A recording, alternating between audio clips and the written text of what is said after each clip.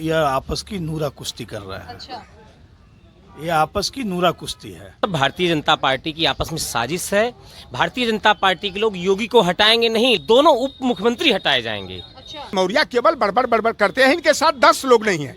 योगी आदित्य को पसंद नहीं कर पा रहे हैं, लेकिन को नैतिकता के आधार पे इस्तीफा दे देना चाहिए। केस केवल कुर्सी का है मैडम, अच्छा। और किसी की नहीं है। और वो केशव मौर्य, ब्रजेश पाठक सबको सुना रहे हैं। जो बाबा कल अपना फ्रस्ट्रेशन निकाल रहे थे, भाषण नहीं दे रहे थे, वो 2 घंटा अपना फ्रस्ट्रेशन निकाल। नमस्कार, मैं निकिता मिश्रा आप सभी का स्वागत करती हूँ लोकतंत्र टॉक्स पे। इस समय बीजेपी में भूचाल आया हुआ है। जी हाँ, बीजेपी 2 खाने में बंटते हुए दिखाई दे रही है। उत्तर प्रदेश बीजेपी में कहीं ना कहीं 2 गुट दिखाई दे रहा है साफ साफ। एक तरफ केशव प्रसाद मौर्य का गुट है, दूसरी तरफ योगी आदित्यनाथ जी का गुट है। जी हाँ, अभी हम लखनऊ में मौजूद हैं और ये चाय की यहाँ पे दुकान है, चाय का टिपली है और यहाँ पे चाय की दुकान पे राजनीति पे चर्चा काफ़ी गंभीर होता है। यहाँ पे तमाम लोग हैं, इनसे जानते हैं कि उत्तर प्रदेश में माहौल क्या है, उत्तर प्रदेश की राजधानी लखनऊ में माहौल क्या है, बीजेपी में जो 2 खेमे दिखाई दे रहे हैं उसको लेकर के माहौल क्या है और क्या कुछ मैसेज जा रहा है जनता के बीच। क्या माहौल है उत्तर प्रदेश में? बहुत अच्छा है, बहुत खराब है। खराब के संक्षेप में है? खराब यह है कि देहातों में अकाल की स्थिति है, बारिश नहीं हो रही है। देहात का किसान जो है रोपाई नहीं कर पा रहा है। बिजली का भारी संकट है, बिजली मिल नहीं रही है। बिजली मिल रही है तो इतनी महंगी मिल रही है। खाद मिल नहीं रही है, खाद मिल रही है तो उसमें 45 किलो 40 किलो की मिल रही है। किसान लाइन लगा के लामबंद हो के लेने जा रहा है। इस तरह से उत्तर प्रदेश के हालात अच्छे नहीं हैं। और अगर इस सरकार का ये उत्तम प्रदेश है तो कल विधानसभा में परसों पूरी पानी से लबलब था। भगवान राम का मंदिर टपक रहा है, नया पार्लियामेंट टपक रहा है। यही नया उत्तर प्रदेश है और यही नया उत्तम प्रदेश है। क्या योगी जी के पैर खींचने की कोशिशें की जा रही हैं बीजेपी जो है अपने जो एजेंडे को पूरा नहीं कर पाई है, जनता से जो वादा की थी उसको छिपाने के लिए लोग यह आपस की नूरा कुश्ती कर रहे हैं। अच्छा। ये आपस की नूरा कुश्ती है। एक विधान परिषद में बैठ के नौटंकी करते हैं, एक विधानसभा में नौटंकी करते हैं। क्या योगी जी के पैर खींचे जा रहे हैं, केशव जी को आगे बढ़ाया जा रहा है? अच्छा, उत्तर प्रदेश में लोकतंत्र आधारित सरकार है क्या? योगी आदित्यनाथ जी तानाशाही का जमाना जैसे था, तानाशाहियों की तरह शासन कर रहे हैं। जातिवाद का खुला नंगा नाच कर रहे हैं। और आज ये जो इनके अंदर जो गुबार फूट रहा है, केशव प्रसाद मौर्य पर कहीं दाएं पूरब जा रहे हैं तो ब्रजेश पाठक पश्चिम जा रहे हैं, तो वह जो लोग संजय निषाद, ओम प्रकाश राजभर इनके दरबारी बने हुए हैं, तो यह भारतीय जनता पार्टी के अंदर जो अंतर कलह मचा हुआ है। कहा जाता है कि सच को कितने दिन छिपा कर रखोगे। यह योगी आदित्यनाथ जी रामराज की बात करते थे, भ्रष्टाचार मुक्त शासन की बात करते थे। अब इन्हीं के विधायक, चाहे मोती सिंह का बयान सुनी होगी, रमेश मिश्रा जी की बात सुनी होगी जो बदलापुर से विधायक है, कि ऐसा भ्रष्टाचार तो हम लोग जिंदगी में अभी तक देखे नहीं थे। और मुख्यमंत्री जी से उन्होंने बाकायदा मांग भी किया कि तहसीलों में जिला मुख्यालयों पर रेड बोर्ड लगा दिया जाए कि किस काम कराने का कितना हजार जो है सुविधा शुल्क देना है, घूस देना है। तो उत्तर प्रदेश सरकार पूरी तरह से हर मुद्दे पर जो है, चाहे किसानों का मुद्दा हो, छात्र नौजवानों का मुद्दा हो, रोजगार का मुद्दा हो, चाहे बहन बेटियों की आबरू की सुरक्षा का मुद्दा हो, उस पर उत्तर प्रदेश की सरकार पूरी तरह विफल है। और इनमें जो सिर फुटौले चल रहा है, यह 2024 का लोकसभा का चुनाव हुआ है और बड़े बड़े दावे केशव प्रसाद मौर्य भी कर रहे थे, योगी आदित्यनाथ भी 80 में 78 का दावा कर रहे थे। लेकिन ये जनता है कि सब कुछ जानती है और जनता जो है भारतीय जनता पार्टी के नाटक को जो है कि समझ गई कि जब चुनाव का समय आता है तो लोहार पार सुनार तेली तमोली बरई बारी मल्ला केवट नोनिया चौहान राजभर का डोम धरकार बसफोर को जो है हिंदू बना लेते हैं। और जब सम्मान देने की बात आती है, अधिकार देने की बात आती है, संवैधानिक मूल्यों की रक्षा करने की बात आती है, तब वहाँ पर जातिवाद दिखाई देता है। मैं योगी आदित्यनाथ से पूछना चाहता हूँ कि आप तो एक संत महात्मा हैं और कल अपना दर्द आप इन्होंने बयां किया कि मुझे मुख्यमंत्री से प्रतिष्ठा इससे बढ़िया तो हमें मंदिर में मिलता। तो मुख्यमंत्री जी पूरी तरह से मुख्यमंत्री पद संभालने में असफल साबित हुए हैं, विफल हुए हैं। और मेरी उनको हिदायत है कि वह मुख्यमंत्री पद से प्रदेश को बचाने के लिए तत्काल इस्तीफा दे करके प्रदेश को झुलसने से, प्रदेश को बर्बाद होने से बचाने का काम करिए। केशव प्रसाद मौर्य को मोहरा बनाया जा रहा है। जी सर, मोहरा बनाकर काम चलाया जा रहा है। मतलब काम होने पे उनको साइडलाइन कर दिया जाएगा। साइडलाइन कर दिया जाएगा। तो क्या योगी जी को हटाने की पूरी प्लानिंग हो चुकी है अंदर खाने, क्योंकि दिल्ली तक तलब हुआ, उसके बाद दोनों साथ में दिखे, उसके बाद फिर से कल जिस तरीके से विधानसभा में दिखाई दिया, उससे तो यही लग रहा है कि एकता तो है नहीं। ये केवल बहकावा है, ये साजिश है, बहुत बड़ी साजिश है। कहीं कोई सामंजस्य नहीं है, ये केवल एक बनावटी कार्य है, दिखावा है। तो क्या मतलब सीनियर लीडर जो है बीजेपी के, वो पैर खींच रहे हैं उनका? जी, पैर खींच रहे हैं डर लोग। गए हैं योगी जी से? जी जी, किस लिए डरे होंगे, मगर क्या लग रहा है, क्या मुद्दा हो सकता है? योगी जी जब रहेंगे तो इन लोगों को फायदा नहीं होगा। कैसा फायदा? यही चुनाव का। अच्छा, आप क्या कहेंगे इस पे? देखिए, जब से उत्तर प्रदेश में भारतीय जनता पार्टी की सरकार है, बेरोजगार नौजवान, किसान, मुसलमान सब त्रस्त हैं। रही बात जो आप सवाल कर रही हैं अभी कि योगी जी का पैर खींचा जा रहा है, तो ये सब भारतीय जनता पार्टी की आपस में साजिश है। भारतीय जनता पार्टी के लोग योगी को हटाएंगे नहीं, लेकिन केशव प्रसाद मौर्य बलि के बकरे बनने जा रहे हैं। जो मुझे जानकारी है या जनता को भी पता चल चुका है कि केशव प्रसाद मौर्य और ब्रजेश पाठक दोनों उप मुख्यमंत्री हटाए जाएंगे। अच्छा। और इनकी जगह स्वतंत्र देव सिंह एक पिछड़ा और दूसरे लक्ष्मीकांत वाजपेयी, इनको प्रमोट करने का है, इनको आगे किया जाएगा। और भारतीय जनता पार्टी केशव प्रसाद मौर्य को संगठन में कहीं एडजस्ट कर देगी, उप मुख्यमंत्री पद से हटाने का पूरा इनका प्लान चल रहा है। ये पिछड़ों के हितैषी कभी नहीं रहे हैं, दलितों के हितैषी कभी नहीं रहे हैं। ये हमेशा सवर्ण समाज की बात करते हैं, सवर्णों को हमेशा समान। केशव जी के बारे में क्या कहेंगे, क्या उनको मोहरा बनाया जा रहा है? केशव जी को हम समाजवादी ही नहीं, पूरा प्रदेश अनसीरियस नेता जानता है। अनसीरियस। अच्छा। केशव जी के पास कुछ नहीं है। केशव जी के पास एक विभाग था, पीडब्ल्यूडी जबरदस्ती ने बाबा ने छीन लिया।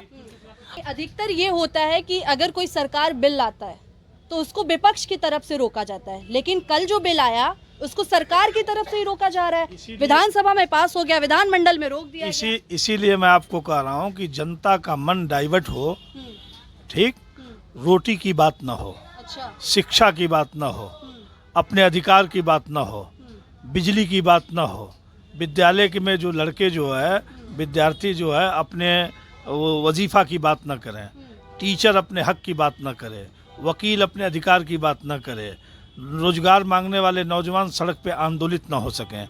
इन सब चीज़ों को दबाने के लिए आज यह आपसी नूरा कुश्ती करके लोगों का मन बांट रहे हैं। यह इनकी अपनी मिली जुली प्लानिंग का हिस्सा है। आने तो भारतीय जनता पार्टी इतनी ताकतवर है, भारतीय जनता पार्टी के नेता लोग कहते हैं कि हम जिसको चाहेंगे रहेंगे रखेंगे, तो मैं कहता हूं कि वह ताकतवर नेता एक दूसरे को सलाम नहीं कर रहे हैं, मगर एक दूसरे को हटाने की हिम्मत नहीं कर रहे हैं। आप ये समझो कि नौटंकी है कि नहीं है। चलिए ठीक है, आप क्या कहना चाहेंगे इस मुद्दे पर? अखिलेश जी केशव जी को एक ऑफर दिए, मॉनसून ऑफर ला के दिए कि 100 लाओ और सरकार बनाओ। क्या 100 नहीं जुटा पाए केशव जी? क्या देखिए, केशव प्रसाद मौर्य केवल बड़बड़ करते हैं, इनके साथ 10 लोग नहीं हैं। हम लोगों ने तो खुले तौर पर कहा कि 100 लाओ सरकार बनाओ।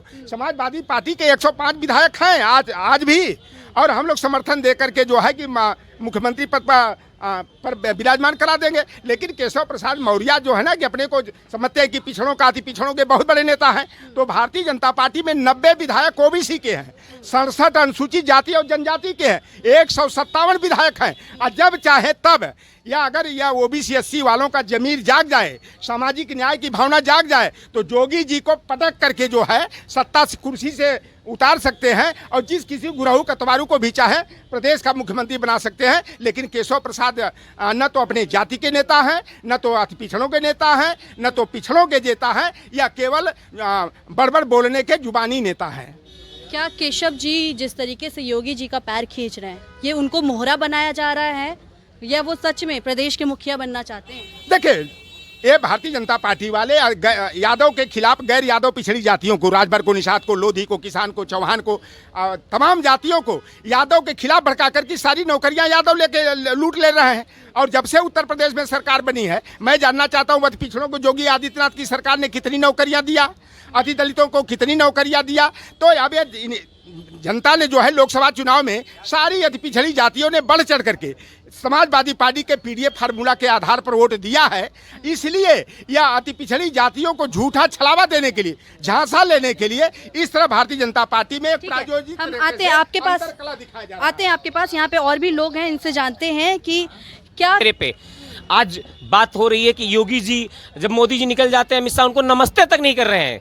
एक दोनों केंद्र और इस बात की चर्चा अखिलेश जी ने संसद में भी की थी कि ये केंद्र- हमसे ना पूछे केंद्र- कौन किससे खफा है। केंद्र और प्रदेश में अब सामंजस्य नहीं रह गया है। प्रदेश वाले केंद्र को पसंद नहीं कर रहे हैं, केंद्र वाले योगी आदित्य को पसंद नहीं कर पा रहे हैं, लेकिन एक दूसरे को पचा नहीं पा रहे हैं। लेकिन न ये उनको हटाने की हैसियत में है, न मोदी जी योगी आदित्यनाथ को हटाने की हैसियत में है। अच्छा, हटाने की हैसियत में, क्योंकि योगी के साथ आज पूरा संघ जुड़ गया। संघ को दरकिनार किया गया था चुनाव में। संघ उसी आधार पे जब इनकी सरकार नहीं हुई तो संघ इनके ऊपर पूरी तरीके से हावी हो चुका है। भारतीय जनता पार्टी अधिकतर इस चुनाव को छोड़ दिया तो अधिकतर संघ के द्वारा ही संचालित होती रही है, ये सभी को पता है। इस बार संघ योगी जी के साथ है। संघ जो है मोदी को वैसे भी नहीं पसंद करता। संघ योगी के साथ खुल के खड़ा है, योगी के हटाने की हैसियत में नहीं है, लेकिन इसमें बलि के बकरे बनेंगे केशव प्रसाद मौर्य और ब्रजेश पाठक। जानते हैं केशव प्रसाद मौर्य को? केशव प्रसाद मौर्य वो स्टूल वाले मंत्री क्या? स्कूल वाले मंत्री? नहीं, अभी तो वो कहा जा रहा है ना, 2 गुट में बट गए हैं बीजेपी पूरी। तो हमारे नेता ने कहा ना उनकी वाईफाई जो है वहीं से, पासवर्ड की वाईफाई वहीं से अमित शाह जी के पास है, केशव मौर्य की। अच्छा, दिल्ली, अरे अमित शाह माने दिल्ली ना। देख रहे हैं कैसी लड़ाई चल रही है। जब भारत का संविधान की लोग शपथ लिए, उसके बाद क्या कह रहे हैं मौर्य जी कि गोरखपुर, क्या गोरखपुर प्रदेश में नहीं है क्या? कल जब सब पत्रकारों ने सवाल पूछा कि गोरखपुर में पंडित हरशंकर तिवारी जी की मूर्ति हटाई जा रही है, तो उन्होंने कहा गोरखपुर वाले सवाल पूछो।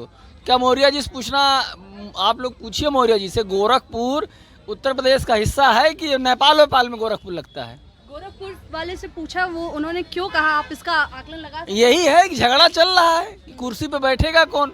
मौर्य जी चाह रहे हैं हम बैठे, पाठक जी चाह रहे हैं हम बैठे, बाबा एकदम दड़दड़ा के बैठे ही हैं। वैसे हम लोगों के समझ में बाबा को नैतिकता के आधार पे इस्तीफा दे देना चाहिए। पूछिए क्यों? इसलिए दे देना चाहिए कि जब चुनाव की जीत हुई, 19 की चुनाव की जीत हुई, उसमें जिसमें गठबंधन था तो भाजपा 65 सीट पाई, तो उसके मुखिया हुए बाबा, तो उनके नेतृत्व में हुआ, बाबा ने डंका बजाया। अब जब हार हुई भाजपा की, करारी हार हुई, तो उसका जिम्मेदार कौन? बाबा ही तो, प्रदेश के मुखिया बाबा है ना। तो क्या इसलिए ये कलेश मचा हुआ है? कलेश केवल कुर्सी का है मैडम, अच्छा। और किसी की नहीं है। अखिलेश जी कह रहे हैं कि दिल्ली की जो नाराजगी है वो उत्तर प्रदेश में दिखाई दे रही है। एकदम दिखाई दे रही। कल आप मुख्यमंत्री जी का भाषण सुनिए, 2 घंटे के स्पीच में उन्होंने विपक्ष को कुछ नहीं सुनाया। सबसे ज्यादा उन्होंने देश के गृह मंत्री जो नमस्कार नहीं लिए उनका, देश के प्रधानमंत्री जिनसे बात नहीं हुई उनकी, आप लोग वीडियो देखी होंगी, और वो केशव मौर्य, ब्रजेश पाठक सबको सुना रहे हैं। अपनी अकड़ जो है मुख्यमंत्री जी सदन में निकाल रहे हैं। बाबा कल अपना फ्रस्ट्रेशन निकाल रहे थे, भाषण नहीं दे रहे थे, वो 2 घंटा अपना फ्रस्ट्रेशन निकाल रहे थे। और सबसे ज़्यादा फ्रस्ट्रेशन उन्होंने दिल्ली पे निकाला। उसके बाद उनका फ्रस्ट्रेशन केशव मौर्य पे था। ब्रजेश पाठक जो उनकी मीटिंगों में नहीं जाते थे उनका था। उनका सबसे ज़्यादा फ्रस्ट्रेशन दिल्ली वालों पे था। उन्होंने अपने भाषण के माध्यम से बताया कि हम अभी उत्तर प्रदेश की बादशाहत मेरे पास है, मुझे कोई हटा नहीं सकता है और सारे गुंडे हमारे साथ हैं।